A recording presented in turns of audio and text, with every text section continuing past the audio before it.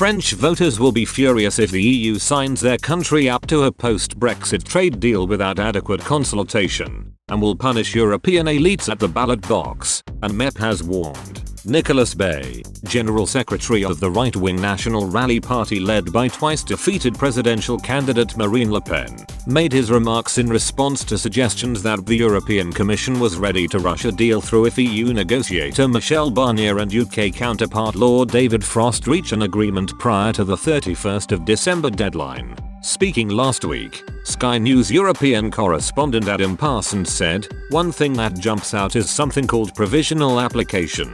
What that might mean is that if a deal is agreed at the last minute, it's put in place before it's even ratified. One source told me that would be a very precarious option."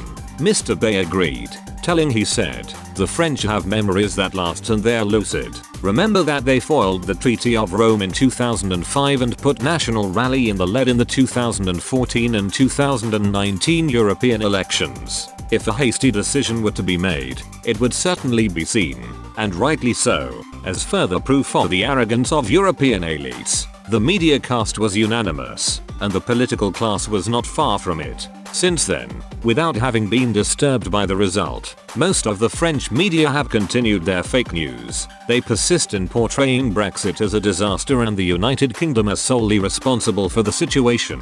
Turning his attention to the UK's decision to quit the EU, Mr. Bay added, "I think France is in a very special situation vis-a-vis Brexit. First of all, the French media propaganda during the British referendum was appalling. We were predicting the apocalypse in the event of a Brexit victory. We announced the no as a sure thing. The European Commission has never been criticized. If you add to that the fact that many French economic interests are at stake." Speaking last week, former Brexit Party MEP Anne Widdecombe told, "If they can really do that without all of the other countries being happy, that does say why we left the bloc. The fact is nobody is surprised any longer. French voters wouldn't be happy with any perceived attempt to bypass normal procedures, especially given the sensitivity of the issues at stake. The major reason we got out was so that we couldn't be bossed around. But nobody is surprised when the EU just decides to shortcut consultations. The other thing it shows is that the EU is obviously desperate for a deal. And if Boris had any sense at all he would be using that. Because it is always being portrayed that no deal is a problem for Britain, but it is obviously a massive problem for the EU. And they are desperate to avoid it." Last week, a representative of the European Commission said, "Negotiations are ongoing.